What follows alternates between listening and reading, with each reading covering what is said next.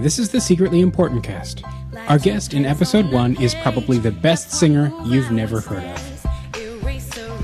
I never went to school for it because I never knew that I really could, because I sort of always had this like weird, raspy, low voice, and it wasn't ever anything that anybody ever said, oh, you can go to school for jazz, or you can do this.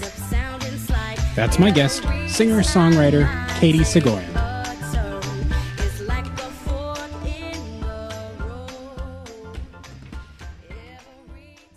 Attention all personnel, this is CVTS. Space vehicle pre-count operations will start on my mark at 5, 4, 3, 2, 1.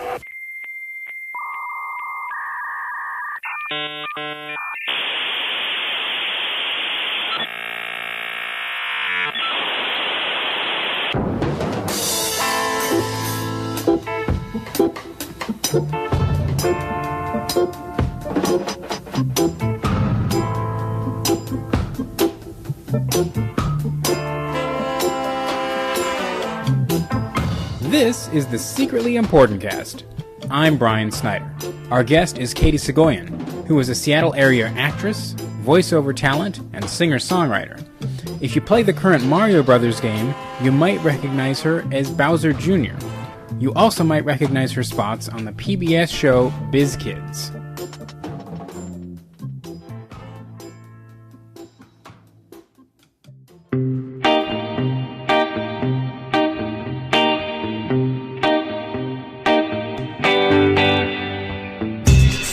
Difference between me and you. I tried to jump back, but you don't want me to. Oh, you keep on calling, keep on stunning me. Wait infinity for that time when courage gets hold and makes up your mind. Oh no, I won't hold on or hold my breath for you. Don't know how I got so caught in the loneliest life or a painful win. I can't figure out this riddle, help is so past due. My hands are lucky and I seem to give it all too soon.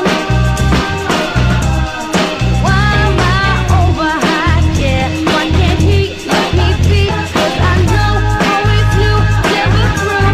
Don't got to me and through.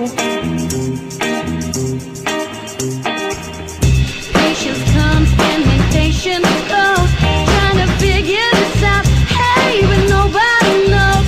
So low. Without you, I'm just playing dead and do. What a waste to wait on this. Send me your signs if you can't promise. Get on, 'cause I can only last for oh so long. Who he is and who I want are two different things, and all of us. I can't figure out this riddle, help is so past due. My hands are lucky and I seem to give it all too soon. Why am I overhyped? Yeah, why can't he let me be? 'Cause I know, always knew, never through. Don't got to me and through. I can't figure out this riddle, help is so past due. My hands are lucky and I seem to give it all too soon. Why am I overhyped? Yeah, why can't he let me be? 'Cause I know, always knew, never through. Don't got to me and who.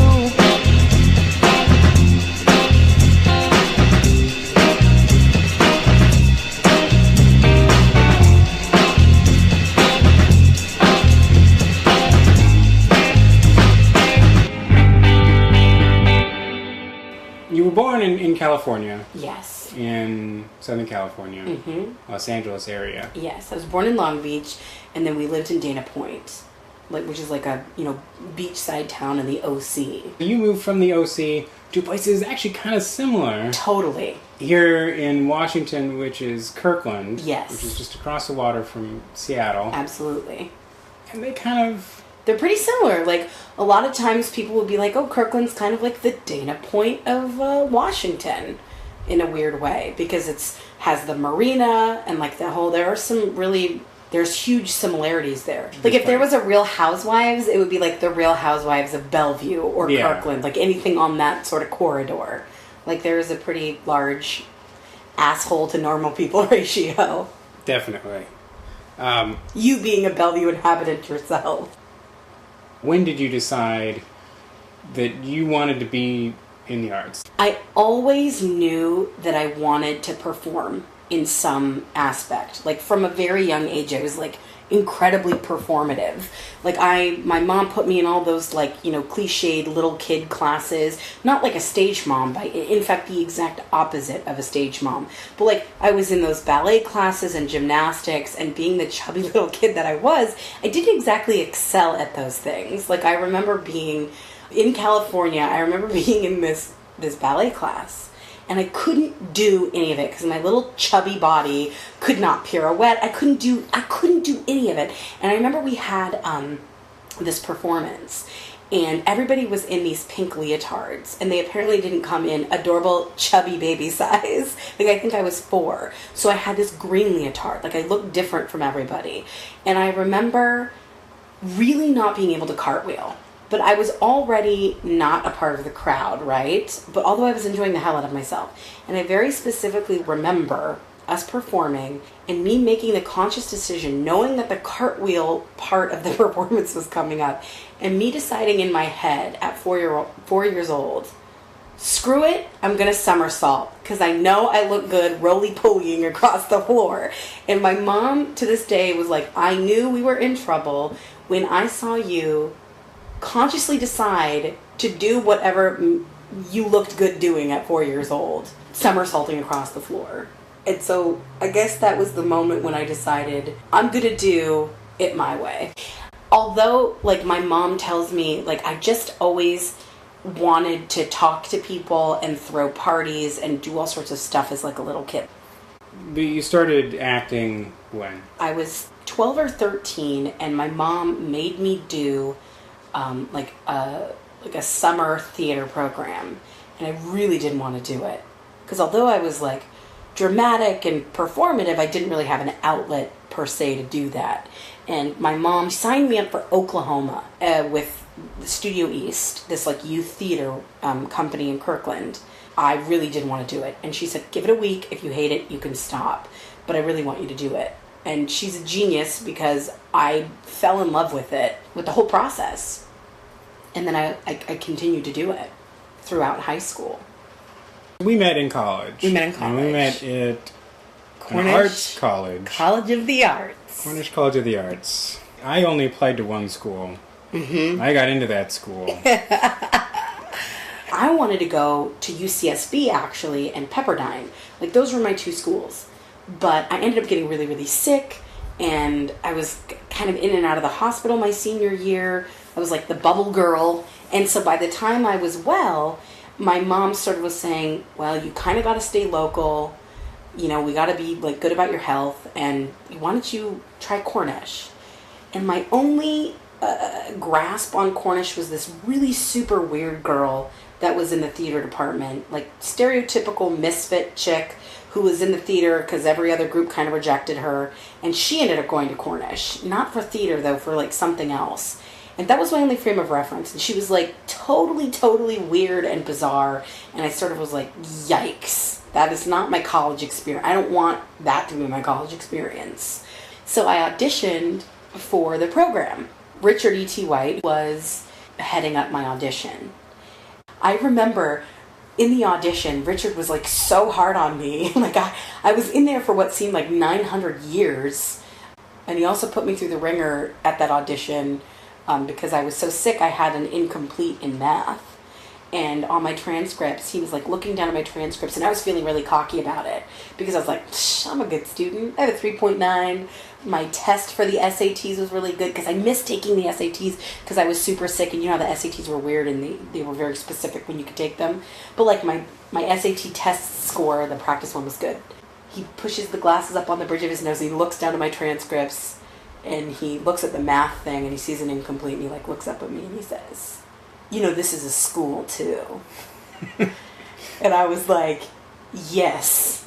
And he was like, we take academics incredibly seriously here at Cornish College of the Arts. But by which he means not seriously at all, because I was just thinking, you were talking about the SATs.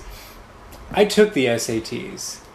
It's embarrassing how poorly I did on them. Oh, it takes a couple of times to flush it out. Oh, I probably would have gotten worse. The one thing I knew about the SATs was that you got at least a point for answering. Whether it's right or not doesn't matter. So my goal was just answer them. Just answer them all. If I happen to know odds. the answer, better. But I got to get through them all, at least. So the saving grace is that Cornish College of the Arts does not require your SAT it's not a prerequisite, scores. right? Yeah, that's funny. When I've thought about should I have gone to another school, I often think back to would have had to have retaken the SATs, which meant I would have had to study for the SATs. Complete waste of your time, right? Never would have worked. Also, it should be noted that Cornish has some of the most absurd classes outside of your discipline. It's true. It does. All the H&S classes. Vampires, Cyborgs, and Aliens was my very first one. I had a poetry class where we never wrote any poetry. I guess there's two ways you can look at it. Yeah. There was me, who I thought, I'm going to take everything in and then hopefully I'll use it. Yeah. And then I kind of always in the back of my mind thought, yeah, but maybe I won't use this, and maybe I don't. Maybe I won't do this at all. Or there's the other part, which is I'm going to take this all in and I'm going to actively use it immediately, like right away. I'm going to be acting. Right. I went to school knowing that no matter what I wanted to do as my profession is perform. There wasn't ever a moment where I questioned that. I never was like, I'm going to do this and then I'm going to get a different job. I was, and still am, because it's a constant struggle. Like being a performer, unless you're super duper famous, there's always self-doubt and all those things. But I think college was really, really important to me because I sort of looked at it as like, I'm going to be a sponge and I'm just going to soak up all the information and I'm going to use it. And I never wanted to look at it like 5 years later, God, I regret going there. I really just wanted to really listen to what everybody had to say. And maybe there were things I didn't agree with. And maybe it was over the top emotionally because we all know we went to school with some crazy, crazy people. But that was also a benefit because there are some crazy people in the real world that you have to deal with. And not for nothing, I think we were thrown into situations where you had to learn how to deal with every single type of person. And you had to come together and figure it out and perform regardless, which is a totally useful tool. Because sometimes you're cast in shows where you really don't like somebody, but you have to put that on the back burner and keep it trucking. Or the fact that we had 9,000 classes at the same time and yet had to make every single class a priority and yet still prioritize, which was like impossible to do, or had to memorize 9 monologues for the next day.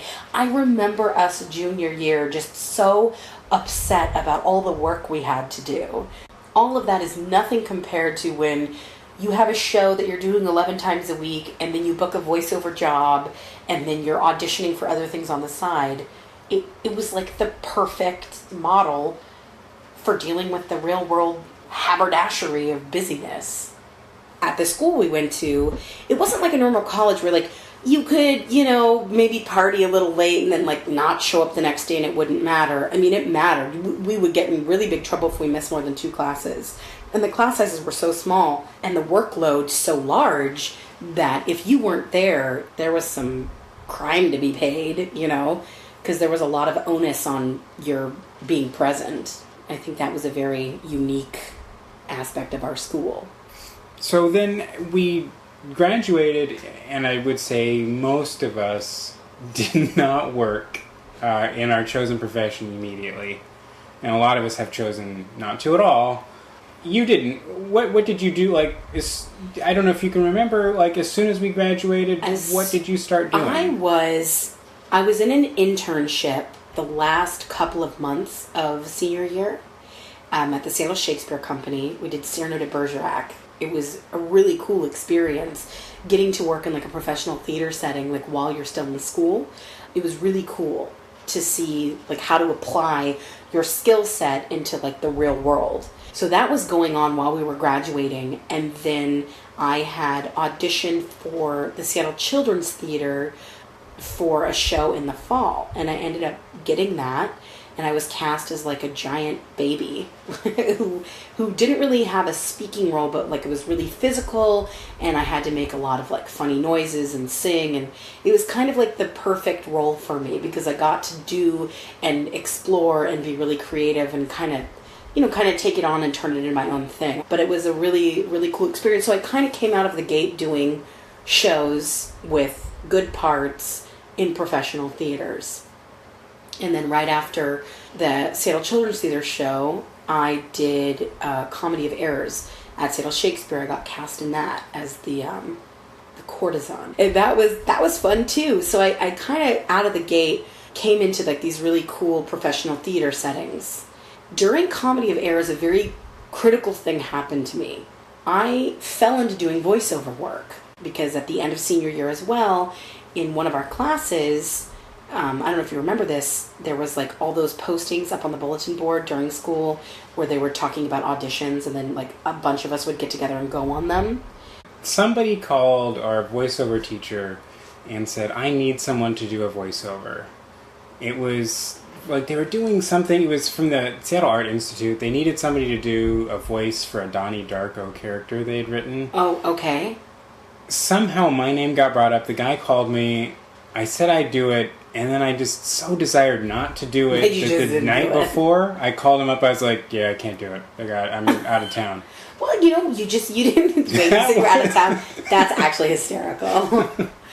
You started talking about voiceover, but I want to go back to Seattle Children's Theater. You kind of developed a relationship with them. Totally. Because over the last, it's almost been 5 years since we graduated. Yeah. You've worked there a lot.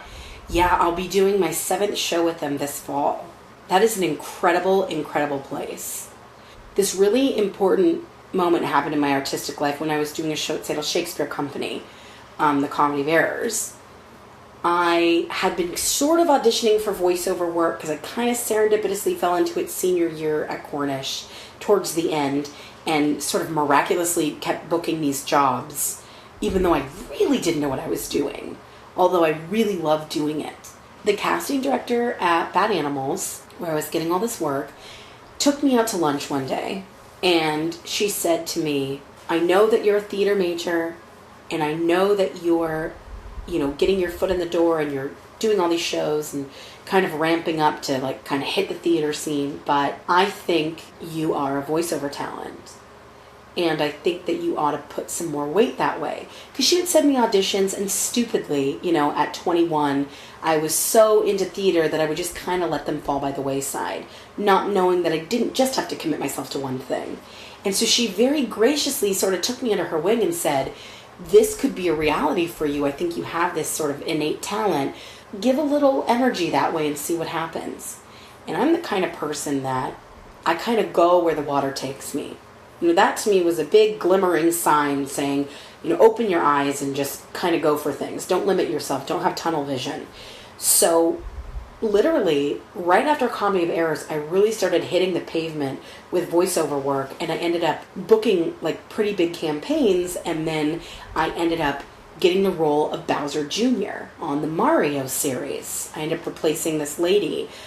For whatever reason, she ended up not doing it. I don't know if she got fired or whatever. I didn't know the drama. But they needed somebody to do it. And my name got brought up. So I auditioned for it, and then I ended up getting it. I mention this because at the same time, I was building this really important relationship with Seattle Children's Theater.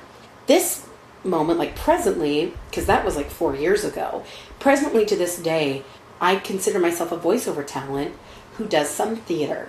And 4 years ago, I was a theater talent who did some voiceover. And somehow that switched totally, where now I do 10% theater and 90% voiceover work. When I started in college, I thought I was going to be Broadway star of the century. And then you decided to not call people back and not audition. And then I decided I didn't want to do it. Right. I didn't want to be an actor, but I wanted to be a playwright. And I only wanted to be a playwright. I was very stuck on that. And I kind of feel like maybe when I was younger, I let opportunities slip away. And I think a lot of people let opportunities slip away because that's not what they want to do. They don't want to, they don't want to do something else. I when I was younger, it would have been so easy to take computer classes to learn so many things that would help me now. Right. But you get really tunnel visioning. Yeah, you get that tunnel vision where you just want to do what you think you want to do. Yeah. And it's really impressive to me that you would say, well, I'm going to do this.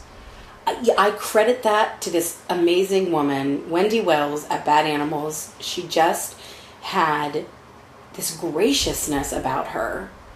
Just this absolute, I don't know, she kind of took me under her wing. And then my sort of voiceover training came by the jobs that I would book. And then I sort of was looking at my life and I was like, oh my God, like I'm missing theater auditions for this voiceover stuff. And there was like a couple moments where like I got my ego involved because I went to theater school. And like everybody was doing these big auditions for like the Intiman and the Rep and Village Theater and Fifth Avenue. And I was like, well, I'm going to focus on this. I made the conscious decision to say I'm going to give theater not a break because I love it, and certainly not from Seattle Children's Theater because of their loyalty and how much I love what they do for their audience. But I kind of took a break and said I'm going to pursue voiceover work and I'm going to pursue music because these things tickle my fancy and I shouldn't have to limit myself. I want to make my rules are that there are no rules. And there's no reason why I can't be successful. The music was not something that was widely used throughout your time at Cornish. Right. Just explain where music fits in, because it's obviously a huge part of your life. Yeah. And how did you begin in music? It's funny, like music, my mom and dad say that I like sang before I talked, and music has always been maybe like the most important thing in my life. Like, people like cars or people like baseball or soccer. It's like, I like music. That's my hobby. I like staying up and listening to music and looking at who's who and what's what. And I just love singers. I never went to school for it because I never knew that I really could, because I sort of always had this like weird, raspy, low voice. And it wasn't ever anything that anybody ever said, oh, you can go to school for jazz or you can do this. Not that I'm unhappy about my schooling at all. But music has always been my biggest passion. And I always had like this voice, but this voice that never quite fit in any particular situation. Like I was never right for choir because I never really blended very well. And I was never really right for musical theater because my voice never really was pure enough. There was always like music situations, but I never found like the musical slot that I fit in very well. And my senior year at Cornish, I took, the only time I ever took voice lessons was my senior year at Cornish because I needed an arts elective, and I heard there was this woman named Beth Winters at Cornish, and she was a jazz teacher. And I took it with her, and what was cool about her is that she just kind of created a songbook for me, like songs that I could sing. So I was picking Stevie Wonder songs and Etta James and all these like different artists. And then sort of the final for that class is that you had to sing at a live jazz club. So senior year, like in the craziness of senior year, like while I'm doing the Seattle Shakespeare show and I'm like doing voiceover, I also like had to sing at Tula's, nightclub in Belltown. I was so nervous because I had forged my way into that class. Because as theater students, we weren't really allowed to like elect private jazz voice, but I knew that somebody else had done it, so I kind of like forged the signature and had gotten to the class and kind of like mea culpa to Beth Winters, but she was really cool and she didn't care. And so it was so thrilling to like get to sing and then realize like, oh, I could do that.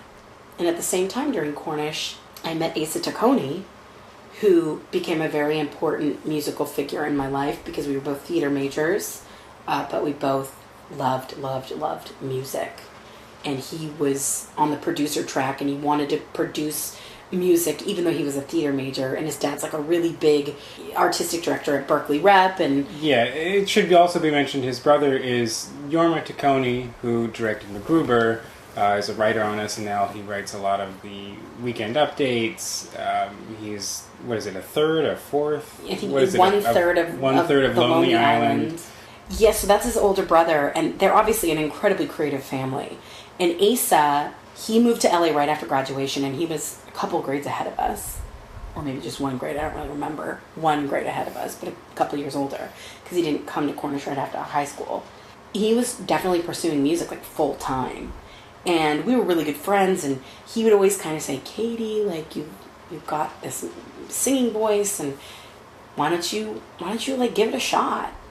And I was so busy doing theater and voiceover work, and I wasn't quite ready yet to say, yeah, let's go there. And then the summer of 2008, he said, why don't you come on down here and let's make a demo. Let's make a music demo. Let's make it happen. And that was really right after the lightning hit me, and I was like, you know what? I'm gonna give voiceover and music some time. You know, I love theater, but I want to make a living. You know, I want to be financially stable, and there's no reason that I can't be.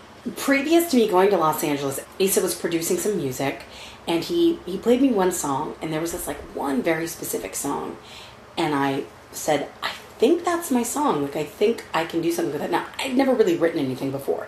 I'd sang and covered a lot, and I don't play any instruments. Like, I can navigate my way around a piano, but I'm by no means a talented instrumentalist in any capacity. And I think part of knowing your talent is knowing what you're not good at. And I don't fancy myself a musician in anything other than my own voice. So he had produced some music and kind of gave me the track, and I listened to it, and I had a microphone set up, but it was broken, and I sort of got this like burning to write for this song, you know, like come up with the melody and the lyrics and the whole thing, you know, get the guts of the song together.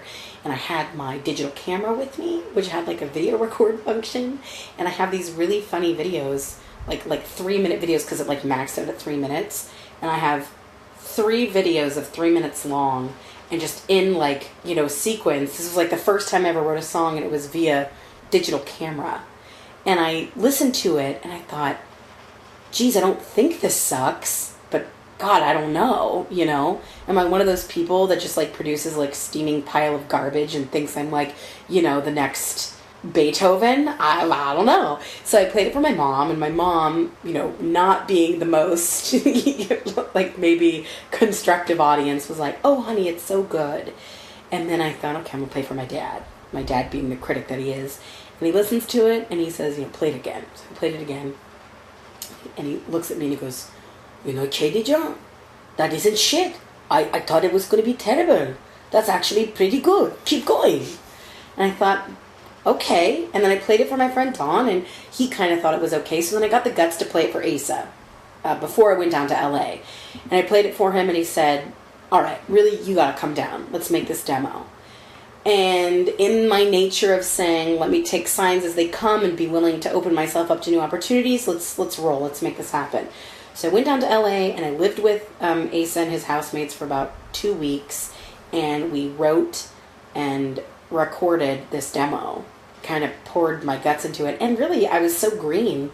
It was such like a first foray into this whole thing, and I did this demo in hopes of shopping it around and perhaps pursuing a music avenue in my life in some sort of capacity. Let's flip this thing again. Ink from my hand, so invisible. I'm gonna make this thing so lyrical, like a fight every night. I just can't seem to make it right. Just when I can, I think I might. I end up sounding slight. Every time I take a turn, it's like a fork in the road. Every time I think I'm right, it's kind of like I just don't know. Up, down, turn around, everything is going round. 1, 2, touch the ground. 3, 4,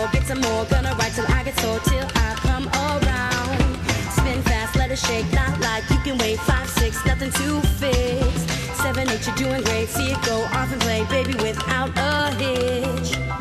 Maybe the key is to play it slow, not so fast, and let it roll right off my tongue. See, now, baby, that's the way to go. Bring it up one time and flow. You can't do no wrong. No, no. Just let it go. Lay what you have to show. It's gonna come, you know. If it's right, it'll be right. It'll be there every night. Don't wait for it to be the time. Keep going line by line.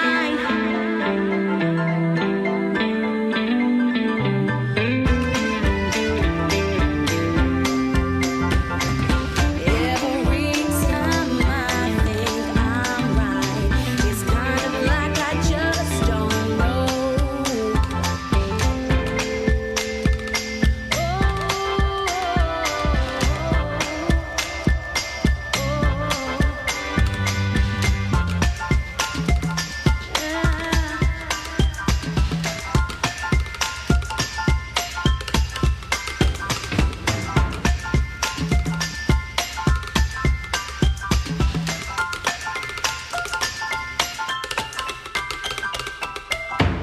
You know, you have a demo. What is the rest of the life of it It's so entail? funny because I realized something. Well, so at the same time this was happening, my voiceover career was kind of really blossoming and really turning into my life, like everything that I was doing.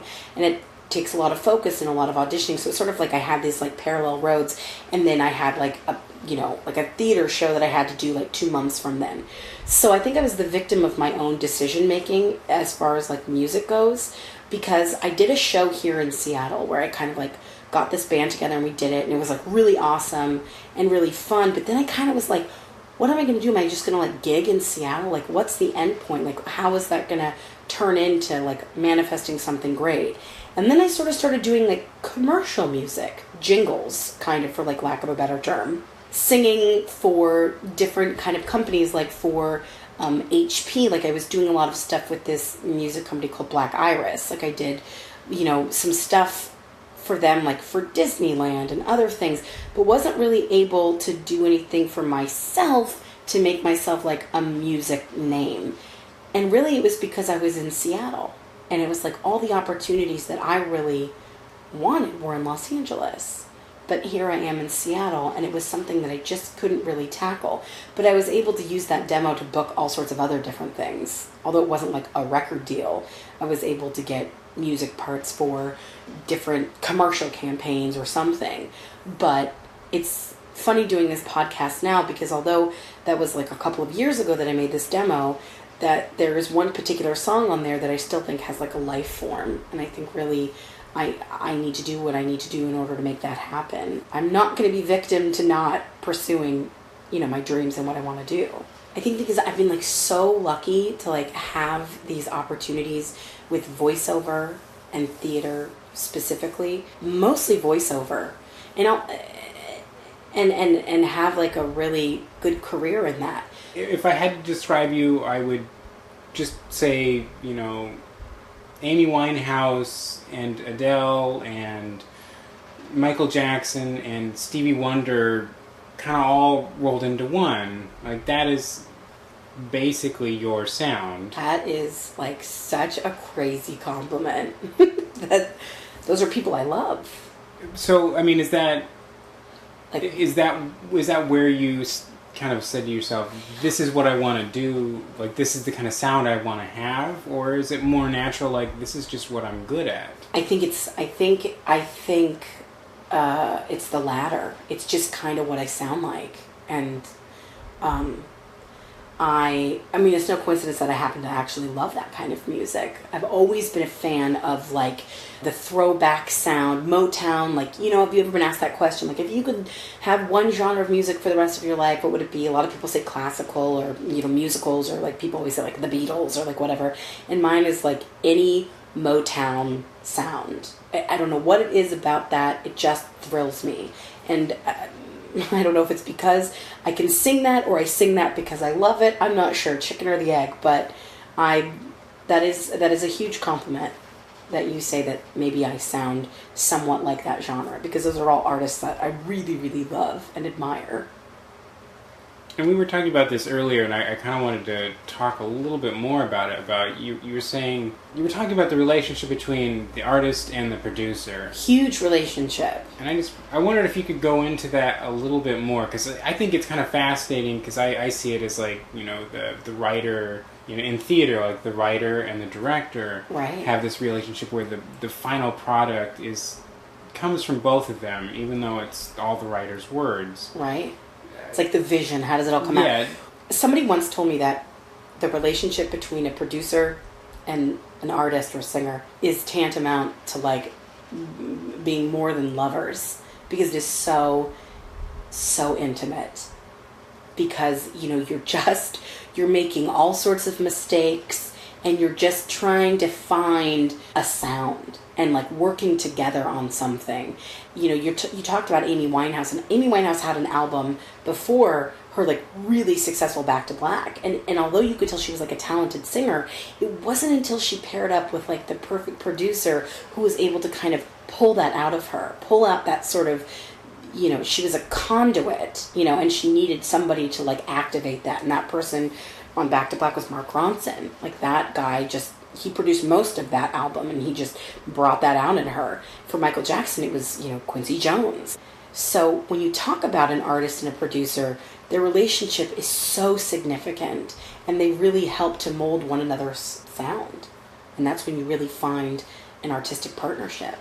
To a certain degree, the producer is kind of challenging the artist, you know, to say, I think you can do this. Yeah, so rise up, you know, rise to the occasion. You always fight, you know, because you may think that you sound good one way, and this person thinks you sound good another way, and it's like a jumble to kind of find like what your sound is. And I think I'm still, you know, trying to grasp on that. Because like, what's funny is that I wrote this demo, and I signed away some papers. It's funny, when you're green, you just sign away for anything, and like MTV has like some options on a couple of my songs. Not that anything has manifested thus far, but I think I'm still trying to find what my sound is and what it is, because although some of the stuff I've written is, people happen to like it, I'm like, does it show off my voice really? I'm not entirely sure, so I'm still on that music quest of trying to figure it out. But some producers also have like a kind of sound. Totally. And that, like, you remember all the Backstreet Boys and NSYNC and like all that stuff? They all had the same producers. They all were the same like Swedish dudes writing all those songs. Can you imagine how much music they pumped out? Producers have like their thumbprint. You know what I mean? Like I think the really good ones, like exactly what you said, you're like, oh, that is that dude, or that is, you know, whomever. You know, it's like watching a movie or something, you're like, oh God, that is so Martin Scorsese or something like that. There's like just such specific... Would it be fair, it's not a one-for-one, would it be more fair to say that a producer in the music world is more like a film director, where... I think that's a pretty good... Yeah, I would say that. Because you have the musicians that are like the actors. Right. And then you have the producer he's kind of got a vision. He directs it. Absolutely. Totally. You know, because in like the film world, the producer is like the money. Like, you know, like they're the money roll, or they're, you know, line producer, whatever. There's like 100,000 producers in every project. Yeah, his job is basically make it happen. Right. And you're right. I think so. And of course there's always going to be a million people who disagree with you. But I would say that's a really fair assessment of that. Is that they kind of direct, at least my experience has been that.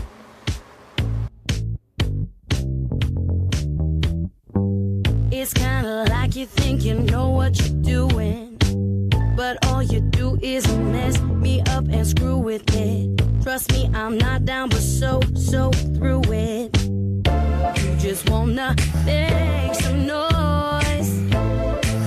I ain't gon' let you, 'cause you've been coming around and around once again. Maybe you're not my friend. What you think 'cause you wear those tight pants, that you are worthy of my second glance. If you even try for one more minute, it ain't like you'll ever be right with it. I'm so sick of everybody telling me what to do when it comes to you. Hey, I'm so sick of everybody telling me you'll come through when I know it ain't true. No, no, no, no. 'Cause every time you drive me crazy, I'm feeling less like your lady. I don't know what to do or who to call. With you there's no love at all.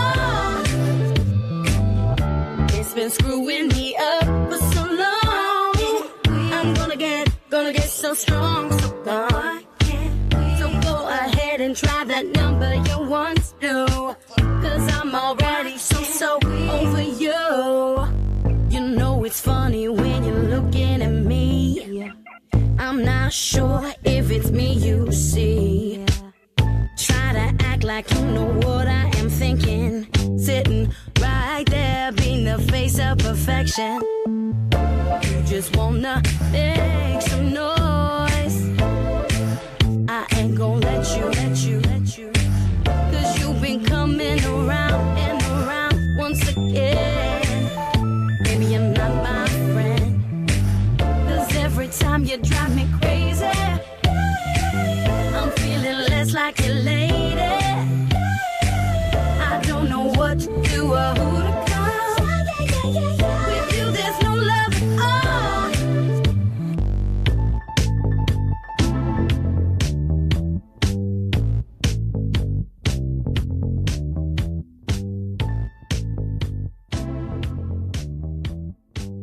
Okay, so at probably the last month before senior year, before we graduated, I had heard that they were going to make a film version of the musical Hairspray, and they were looking for Tracy Turnblad. They were looking for the lead of that movie, who is a plump girl who just wants to dance and sing on this show. I sort of fit the archetype for that role.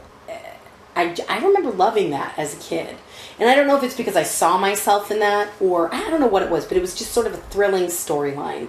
So when I found out about that, I was in a show up here during senior year. It was like a really hectic time in my life. Like, I was in the show at Seattle Shakespeare Company, and they were having all these open auditions, like all around the country. And this was 2006. I wanted to audition for it, although I couldn't make any of the open auditions. And there was this little thing that had come along, and it was called YouTube. And it was this bizarre website where there were like weird music videos and all this stuff, but it wasn't really a big deal yet, like at all. Like there was there was nothing on there yet. Really, it wasn't like the household name that it is today. So my friend Dawn, who we went to school with, he suggested, why don't I use YouTube as a way to audition and email the producers?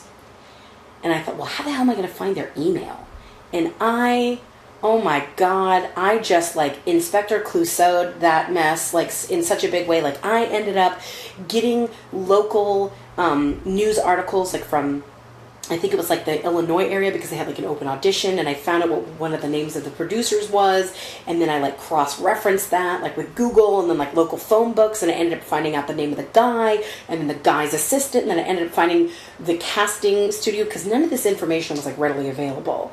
And I ended up finding out who the people were to get a hold of, and I ended up somehow getting an email.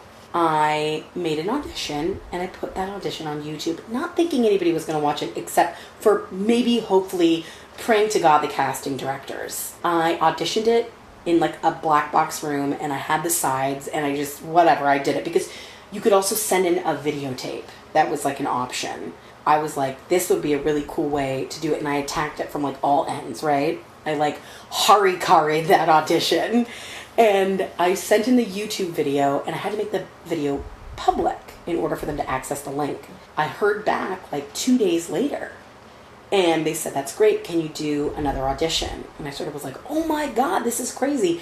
And then unbeknownst to me, there was lots of views happening on this video.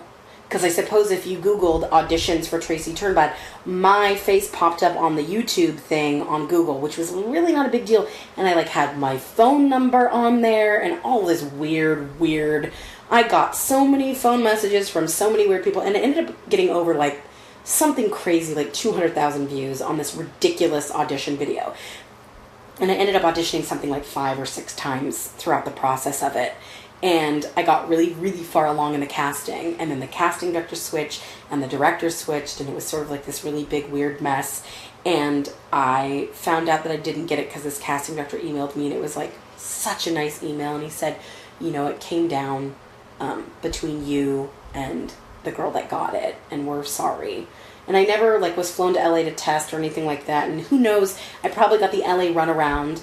But I got so many views on this crazy ass video, and my phone number was just dragged through the mud with all these musical theater queens from all over the place, from like Chattanooga to like, you know, Biloxi. I had so many strange conversations with so many different people, but that was a very bizarre. I remember like walking from the school to the theater. And I didn't tell anybody. You would just get phone call. You'd get this phone call and you'd just be like, oh my god, these people are calling me. And it all the time, yeah, you were getting phone calls from it was no joke. I mean, and I couldn't take the video off because I was still being considered. It was so weird. It was so weird. And yet I wasn't really talking about it because I didn't want to come off like, oh, look at Caety doing blah, blah, blah. But it was something I really wanted to go for. I will say, I literally couldn't believe that I ever even got a call. It sort of was out of the realm of my own imagination. I mean, I tried really hard, and I'm glad I got to do that. And then I ended up getting a phone call from the Broadway version in New York. The next year, like a year later, like fully on like a year later, the New York people called me and they said, we'd like you to audition for the show, for the role of Tracy Turnblad. And it was like, what? How in the hell? Oh my god, YouTube. You know what I mean? And then, or the producers of the play, or like whatever, because that stuff is so incestual. So I flew to New York, and my mom and I went. I auditioned for the show, and it was so funny because when I walked into the room, there were so many different girls. And what was super both enlightening and horrifying was that you could literally hear everybody's audition. And everybody would sing that song, you know, the sides to the song, this Good Morning Baltimore. Like, I just wanted to blow my brains out if I ever heard that song again, because I practiced it so many times. And the thing is, and it's exactly the reason why I didn't get the role in the movie or whatever, is that I never really fit in. Like, there were all these really beautiful, clear musical theater tones, and they had these voices that were clear as a bell, and there were these girls that, like, lived and died for this part. And my god, did they fill that part with, like, all their life. And yet, I was, like, this raspy voice. I sort of sounded like the, like, side-of-the-road alcoholic version of that character. I remember in the Broadway audition, I was sitting in the green room, and there were girls all shapes and sizes. There was like the 120-pound Tracy Turnblad and like the 350-pound Tracy Turnblad. Like, and there was like the 5'5" and like the 4'2", like the midget version and like, you know, the Shrek version. And so I was somewhere in that landscape of girl. I remember hearing all those girls and being like, oh my god, why the hell can't I just sound like them? Like this musical theater singing. And then I sort of like thought, like, and this is like in the audition, this like big Broadway audition, you know what I mean? And then I was like, you know what? I'm never going to sound like them. I'm just going to go in with exactly who I am and give it what I got and sound like what I sound like and just, I'm a sang. And so I went in and the people couldn't have been more lovely or more gracious and very complimentary, and it was wonderful, and they had me do all the sides and all this stuff, and then the show closed, like 2 months later, the show closed on Broadway, and I'm like, well, there went that. But I was so different from all the other girls that it just never was right. A good foray into that world nonetheless. How gratifying is it to learn that Nikki Blonsky was working at a shoe store in upstate New York? What, you mean like before she got the role or whatever? No, she's working there right now. Is she? Oh man, I thought she did a good job. You know, she was perfect for that role. That's the thing about that role. It was like, I was never right. Had I been right, I would have got it, but I wasn't. Oh my god, you know, like her friend, this is weird. Her friends would call me. Like during the casting thing, like I got so many bad phone calls because although I would get like these lovely, amazing, more than marginally creepy phone calls from like different drag queens or gay men who were like really nice, I would get equal amounts of phone calls from usually gay boyfriends that would be like, you are so not as good as my friend, blah, blah, blah, blah, blah. And I remember specifically there was like a gaggle of people from the New York area, Great Neck, in fact. I remember that being the city, because they were harassing me nonstop. And I ended up finding out that like this girl who ended up getting the role, like she was from the city where I was getting all these like crazy harassment phone calls. Now, and she never did it. It was always like these like her little gay boos that would call me and like say really horrible things to me on my cell phone. And I ended up taking the video down because it was like ruining my life and my cell phone plan. So I ended up deleting the video because I was so over it. Where can we find your work online? If we want to hear your voiceover, we want to hear your demo. Are you going to be performing anywhere anytime soon? I'm going to be in Harold and the Purple Crayon at Seattle Children's Theater this fall at Seattle Children's Theater as the crayon, as the purple in the crayon. It's this really cool new production, world premiere of it, and I'm going to be in it in the fall. I think we open September 23rd and run sometime through mid-November, and then we're going to be in Minneapolis middle of January through the end of February. You can catch me on PBS or your local affiliate on The Biz Kids. It's a TV show. It's a really cool show. It's by the same executive producers of Bill Nye the Science Guy, and I do a lot of different cartoon characters on that. If you hear a female voice, I'm probably doing the voiceover for that. And I'm also on camera. John Keister plays the devil in a bunch of scenes, and I'm the angel to his devil, and we very wittily banter back and forth about smart financial decisions for the youth of America. And it's actually a really, really cool show. You can hear me on Mario Kart and all Mario Galaxy, all those things, making all sorts of charming dinosaur noises. You are the Bowser Jr. I am character. Bowser Jr. on that series. I did catch a video on YouTube, and it was, I don't know Mario, but he was fighting Bowser Jr. Was he fighting Bowser Jr.? And I could very clearly tell it was you. You know what the funny thing about that is, though? You would think I would be able to somehow play those video games and hear myself. That character, you have to unlock him. Like, you have to be, like, good or something in order to hear him. So I have had, like, that. I would have to have my brother play in order to, like, hear what I sounded like, because I just am such a mess at all those games. So there you go. There is that. You can catch my original music on my janky MySpace, myspace.com/Caety Sagoian, CaetySagoian. You can hear my little demo on there. And you definitely should check it out. Oh, thank you. That means a lot. Blush. Well, Caety, thank you so much for being a part of the very first podcast. Oh, thank you. It's been such an honor. I hope I don't annoy the hell out of anybody. Thank you. Thank you. You can find Caety on MySpace at myspace.com/Caety Sagoian. That's CaetySagoian.